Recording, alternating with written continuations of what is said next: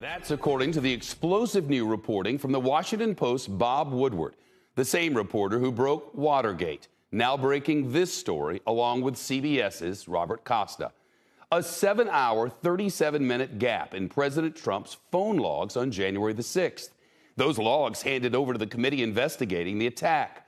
It's a gaping mystery for the panel, whose sole purpose is figuring out what happened that day and who was involved.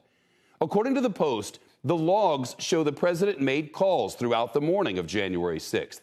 But then the calls suddenly stopped. No calls in, no calls out.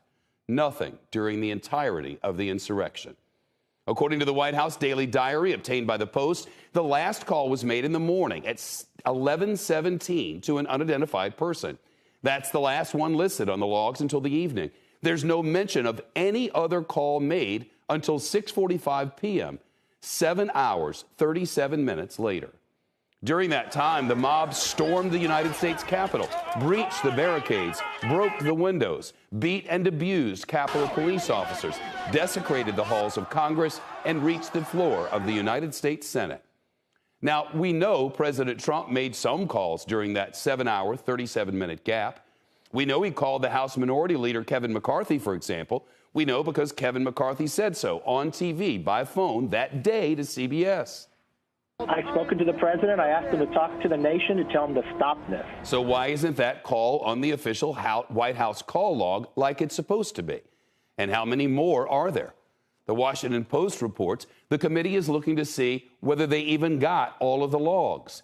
It's also now investigating whether the president used another device, one of his aides' cell phones, or maybe even a burner phone. That, of course, is a phone you buy to use temporarily before you throw it away. Journalists use burner phones in Beijing to protect their privacy during the Olympic Games. Criminals have been known to use them, too. Mr.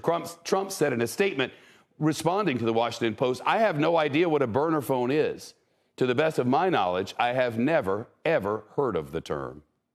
NBC's Leanne Caldwell on Capitol Hill tonight. Leanne, this adds a lot more pressure for the committee to get personal phone records, and that likely won't be easy.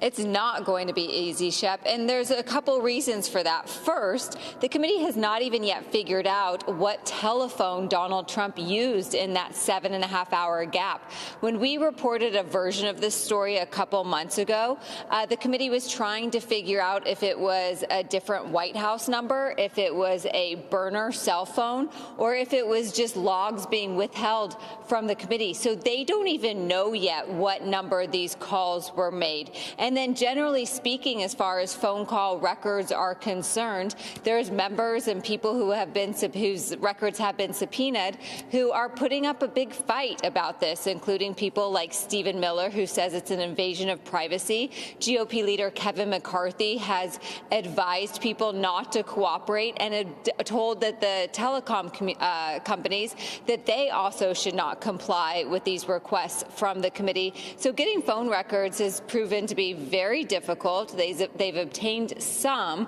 but as far as the president's phone records, that's extremely difficult, Shep. Leanne, what does this do to the committee's timeline?